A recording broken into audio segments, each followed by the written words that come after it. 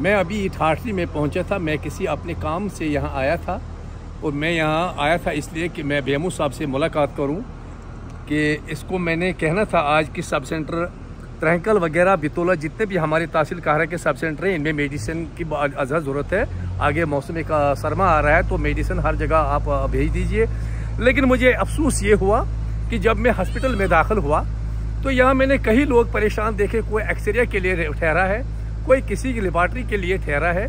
लेकिन बिजली के बारे में मुझे बड़ा अफसोस हुआ कि सिर्फ 15 मिनट ये बिजली देते हैं और उसके बाद 2-2 घंटे ये कटौती रखते हैं। तो इसका क्या मामला है? मुझे इसका जवाब, मैं तो इनसे स्टेट की गवर्नमेंट से नहीं इसका जवाब मांगता हूँ, मैं अपनी गवर्नमेंट भारतीय जनता पार्टी से ये पूछना चाहता हूँ कि कम से कम इनको इस पे कंट्रोल करना चाहिए कि अगर ये इस हालत में लोग सिर्फ बिजली किराया भरते रहेंगे और यहाँ पे बिजली नहीं है, जब भी हम खाना खाते हैं तो बिजली जाती है, 2-2 घंटे कटौती है, 15 मिनट बिजली आती है। अभी बिजली 15 मिनट आई मेरे सामने फिर चले गई यहाँ से।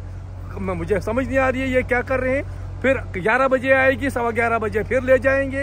लिहाजा मैं गवर्नमेंट से मुतालबा करूँ और खुसूसन डीसी साहब से, क्योंकि डीसी साहब बहुत बड़े रहमदिल आदमी है डोडा से, क्योंकि मैं उनसे मुलाकाती होता भी रहता हूँ। क्योंकि कम से कम बिजली पे उनको जोर देना चाहिए कि खुसूसन अभी देखिए ये हॉस्पिटल है, अगर गवर्नमेंट के पास बिजली का अरेंज नहीं होता है हॉस्पिटल में, उनको गवर्नमेंट के सोलर जनरेटर 10-10 रखने चाहिए। अगर कोई इमरजेंसी के एक्सीडेंटल कोई केस आया, उसका एक्सरे लेना है और कुछ करना है तो बताइए, जब तक बिजली आएगी तब तक वो बेचारा उसकी डेथ हो जाएगी, जब तक उसका एक्सरे ले लेंगे। इस पर तो गवर्नमेंट ने जोर देना चाहिए। इसी के साथ साथ देखिए फॉरेस्ट इसको जंगलात का मामला है, पूरी जंगलों में आग लगी है।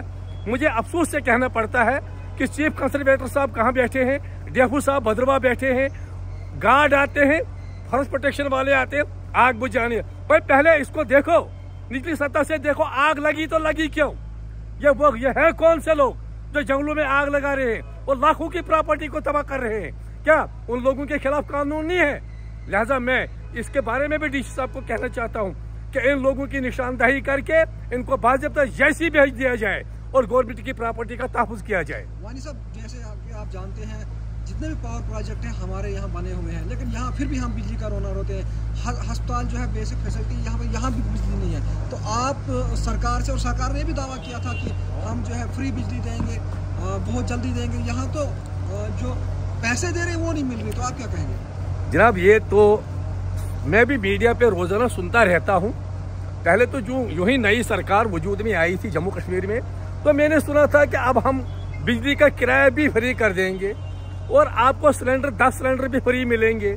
लेकिन हम फ्री नहीं मांगते हैं, हम पैसा ही गवर्नमेंट को दे रहे हैं। और अफसोस यह है कि प्रोजेक्ट्स हमारे हैं, चाहे वो डूल प्रोजेक्ट है, चाहे वो द्राबशाला का है, बिजली तो यहाँ से मिलती है गवर्नमेंट को, लेकिन हमें बिजली नहीं है। मैं गवर्नमेंट से मुतालबा ये करना चाहता हूँ कि जल्दी से जल्दी इस पर रोक लगा दी जाए, ये कटौती जो है इसको कम किया जाए और हॉस्पिटलों का खास ख्याल किया जाए और फॉरेस्ट को जो है बचाया जाए। और साथ में मेरी गवर्नमेंट से ये गुजारिश है, देखिए अब एक ढंढोरा मचा है आवास प्लस का, लाखों रुपया गरीबों का खर्च करवाया गवर्नमेंट ने कंप्यूटरों पे, 15-15, 20-20 फॉर्मेलिटियां मांग रहे हैं लोगों से। अरे मेरे भैया, अगर एक बाप के 4 बेटे हैं, वो 4 बेटे जो है एक मकान में बैठे हैं, अलग अलग जब वो हो जाएंगे, एक बेटा बाप के साथ रहेगा, 3 को तो आपने मकान देना है ना, वो 3 कहाँ जाएंगे? हाँ जी, जिसके पास 2 कमरा उसको नहीं मिलेगा, कुकर जिसके पास उसको नहीं मिलेगा। भाई गाड़ी तो मजबूरी पे है, वो तो लोन है, वो बैंक का लोन हमारे पास है, वो किसी का पैसा तो नहीं ना है, वो तो हम किस्त दे रहे हैं, वो तो जरूरत है। गाड़ी के बगैर आज चलता कौन है? कहाँ पर जिसको गाड़ी है उसको मकान में नहीं रहना है।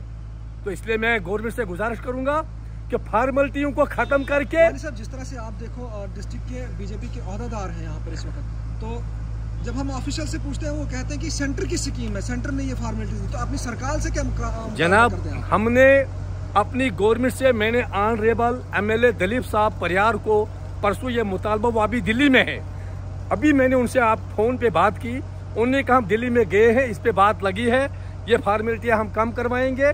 क्योंकि गरीब लोग जो है वो कंप्यूटर वालों ने उनका सत्यानाश कर दिया, क्योंकि एक आदमी को 20-20 फॉर्मेलिटियां पूरी नहीं हो सकती हैं।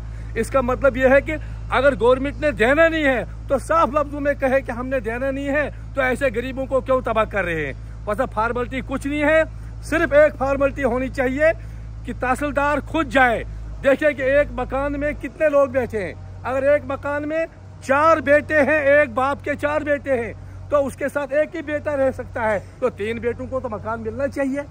ये फॉर्मेलिटी कहाँ से पूरी करेंगे? 100 फॉर्मेलिटियों पे आवास पाल समझी दे रहे हैं। अगर नहीं देना है तो साफ कहें, लोग बेचारे अपने घरों में बैठेंगे, अपना काम करेंगे। साथ में जो मैंने मुतालबा किया एक फॉरेस्ट का, कि जो लोग उनकी निशानदही करें जो जंगलों में आग लगा रहे हैं। दूसरी ये कि बिजली, खुसूसन अस्पतालों में बिजली का इंतजाम गवर्नमेंट जल्दी करे।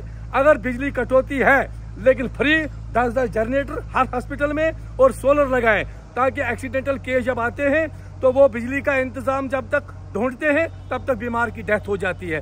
लिहाजा मैं इन्हीं लफ्जों से आपसे रुखसत होता हूँ। अस्सलाम वालेकुम।